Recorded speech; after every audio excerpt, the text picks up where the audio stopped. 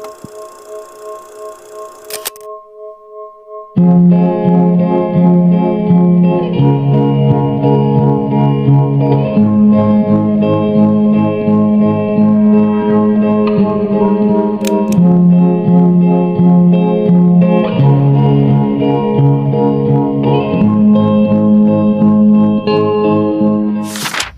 bismillahirrahmanirrahim. Assalamualaikum warahmatullahi wabarakatuh. Waalaikumsalam warahmatullahi wabarakatuh. Selamat siang anak-anak. Siang, Bu. Bagaimana kabarnya hari ini? Baik, Bu. Alhamdulillah. Alhamdulillah. Pada kesempatan kali ini kita dapat bertemu di bimbingan kelompok.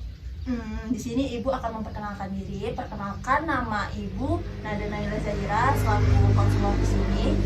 Jadi sebelum kita memulai bimbingan kelompok pada siang hari ini, alangkah baiknya kita berdoa terlebih dahulu. Siapa yang ingin memimpin doanya? Saya, Bu. Baik, silakan. Oke, teman-teman, sebelum kita mulai kegiatan kita hari ini, marilah kita berdoa terlebih dahulu. Berdoa mulai. Berdoa selesai.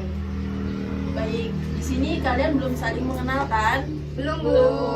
Jadi perkenalan terlebih dahulu ya. Dimulai dari sini. Perkenalkan, nama saya Syabila. Saya Kiki. Saya Dea. Saya Naira. Baik. Baik, di sini Ibu mau tanya, kalian datang ke sini sukarela atau karena paksaan? Sukarela, Bu. Baik. Untuk sesi bimbingan kelompok pada siang hari ini, Ibu tentukan waktunya 45 menit. Kalian setuju atau tidak? Setuju. Baik. Jadi kita pada hari ini kita akan membahas topik yang mungkin kalian di kampus sering mengalaminya, yaitu tentang menangani konflik antar sesama teman. Nah, Ibu mau tanya, di sini ada yang pernah mengalami perbedaan pendapat sama temennya enggak? Pernah, Bu. Pernah. Baik. Jadi perbedaan pendapat yang sering kalian temuin di sekitar kalian itu gimana?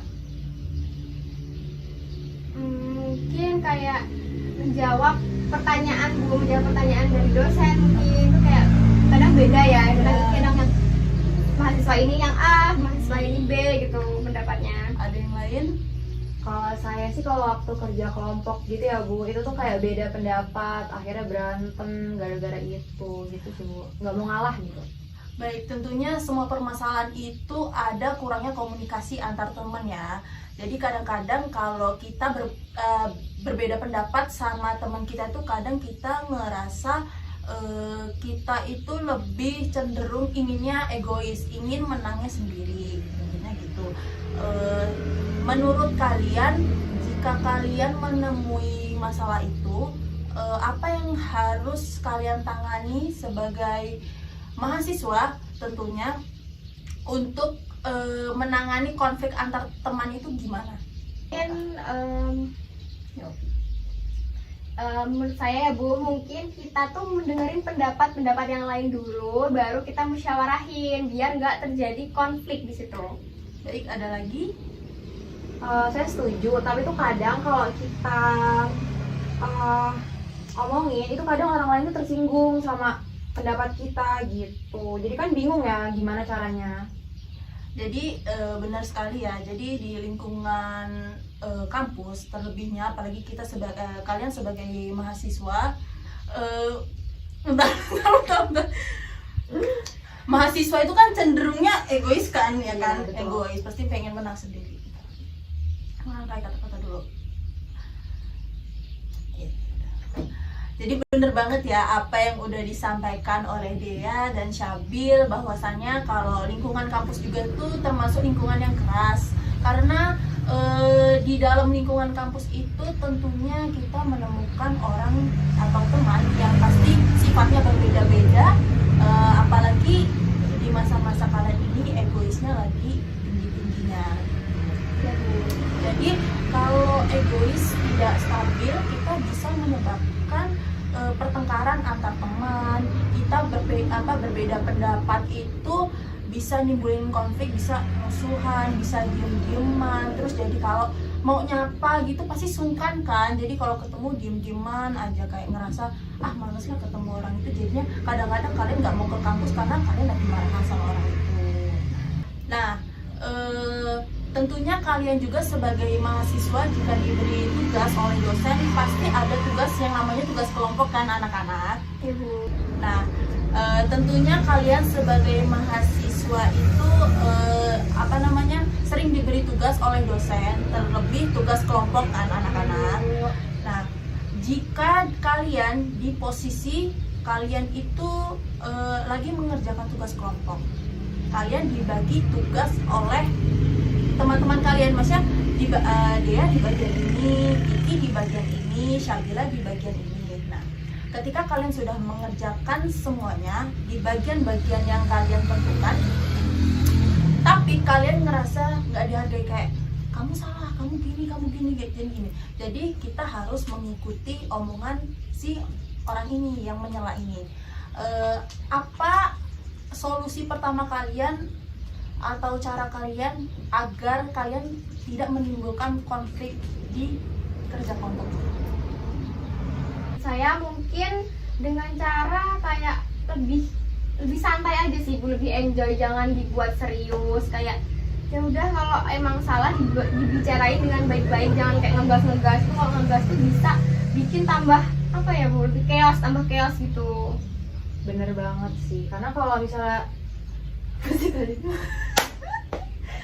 bener banget, apalagi nih ada juga yang suka kayak diem-dieman gitu nggak sih, kayak ya udah gitu kan, itu kan bikin tambah rumit. Betul. Nah itu gimana ya Bu caranya Bu? Jadi menurut Ibu, kita juga walaupun didiami oleh seseorang, itu kan tentunya kita kalau diam itu tidak akan menyelesaikan masalah, yang ada akan memperkeruh masalah.